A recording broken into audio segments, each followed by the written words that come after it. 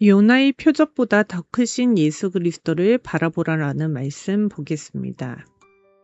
무리가 모였을 때 예수님께서 말씀하셨습니다.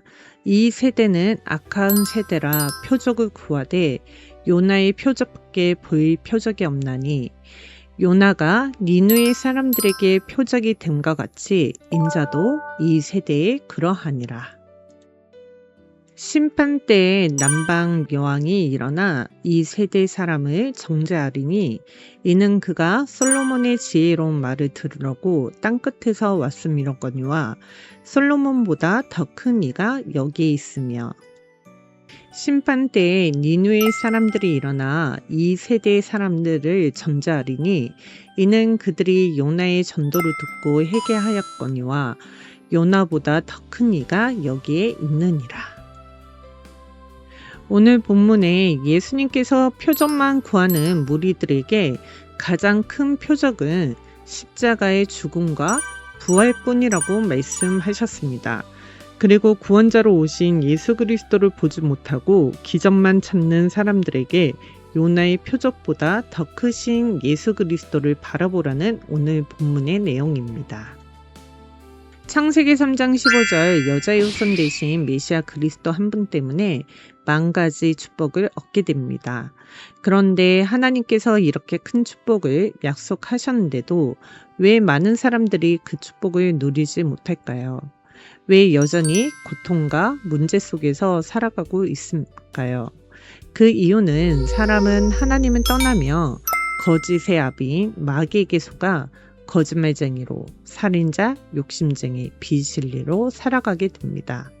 그래서 질병과 가난과 무능과 예체제 불신앙 속에 살아가며 하나님의 언약보다 자신의 기준과 방법을 붙잡고 살아가는 것입니다.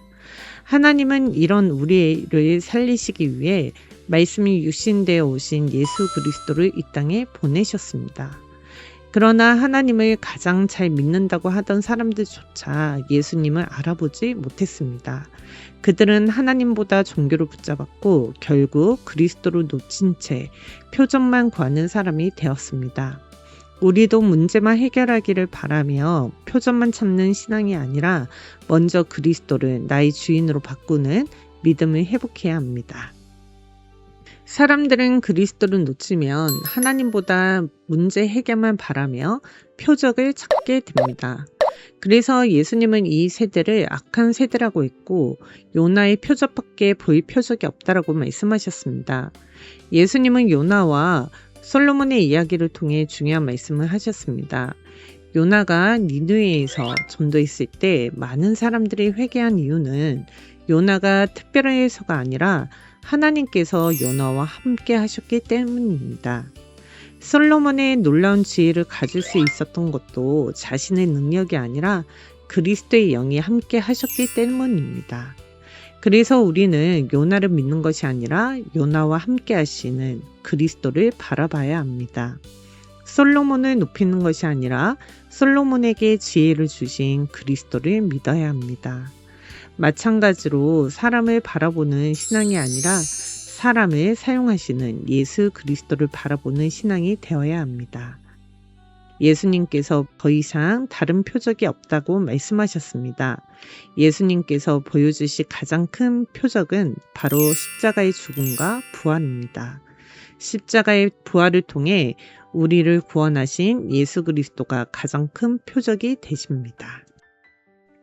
우리에게 어려움을 찾아오는 가장 큰 이유는 무엇일까요? 우리 안에서 끊임없이 거짓말하는 영적인 문제가 있기 때문입니다. 요한복음 8장 44절처럼 마귀는 계속 거짓말을 합니다. 문제는 우리가 그 거짓말을 진실이라고 믿으며 살아간다는 것입니다. 그러나 이 사실을 깨달은 사람은 한 가지를 발견하게 됩니다. 내게 정말 필요한 분은 오직 예수 그리스도 뿐이구나. 그래서 우리는 세상의 영이 아니라 하나님의 영을 받아야 합니다. 성령께서는 하나님의 깊은 것을 깨닫게 하십니다. 예수는 그리스도. 이 이름을 우리 마음에 새겨질 때 하나님의 말씀이 우리를 치유하고 새롭게 변화시키기 시작합니다. 우리는 표적만 찾는 사람이 아니라 예수 그리스도를 믿는 하나님의 자녀가 되어야 합니다. 참된 회개는 죄책감에 묻는 것이 아닙니다. 참된 회개는 예수 그리스도를 나의 주인으로 믿는 것입니다. 그리스도가 내 삶의 주인이 되시면 용서가 시작되고 사랑이 시작되며 삶이 변화하게 됩니다. 예수님은 말씀하셨습니다. 표적보다 나를 바라보아라. 예수 그리스도가 앞에 있는데도 바라보지 않고 표적만 구하는 것은 악한 세대라고 하셨습니다. 왜냐하면 그들은 하나님보다 눈에 보이는 기적과 증거를 더 원했기 때문입니다. 왜 우리는 오직 그리스도를 붙잡아야 할까요? 그리스도는 하나님의 능력이시며 하나님의 지혜이시기 때문입니다. 그리스도 안에 지혜와 지식의 모든 보화가 감추어져 있습니다. 또한 예수 그리스도는 십자가의 죽음과 부활을 통해 사망의 권세를 깨뜨리시고 우리를 흑암의 권세에서 하나님의 나라로 옮겨주셨습니다. 그러므로 예수 그리스도 안에 있는 사람에게는 결코 정죄함이 없습니다. 생명의 성령의 법이 죄와 사망의 법에서 우리를 자유롭게 하셨기 때문입니다. 눈에 보이는 표적보다 더 중요한 것은 예수 그리스도이십니다. 그리스도를 주인으로 모시고 세계 복음화의 증인이 되십시오. 그리스도는 만왕의 왕으로 사탄의 권세를 깨뜨리셨고 참 제사장으로 우리의 모든 죄와 저주를 해결하셨습니다. 참 선지자로 하나님께 나아가는 유일한 길이 되십니다. 그러므로 예수 그리스도를 믿고 고백하는 사람에게는 더 이상 정죄함이 없습니다. 이젠 구원받은 하나님의 자녀는 세상을 살리는 삶을 살아야 합니다. 우리의 가정과 가문 그리고 세상에는 아직도 영적인 문제로 고통받는 사람이 많이 있습니다. 우리는 그들을 정죄하는 사람이 아니라 예수 그리스도의 복음으로 살리는 사람이 되어야 합니다. 가문의 저주를 그리스도의 이름으로 끊어버리고 복음을 전하시고 세계 복음화의 증인으로 살아가시기를 축복합니다. 예수는 그리스도, 나는 하나님의 자녀, 모든 문제 끝. 마귀야 가라. 성령 충만, 세계 복음화, 메리 크리스마스. 이 7초의 기적의 고백으로 오직 예수 그리스도를 바라보며 하나님의 자녀된 신분과 권세를 누리시면서 세계 복음화의 증인으로 살아가는 우리 모든 구루터기들이 되시기를 축복합니다. 결론입니다.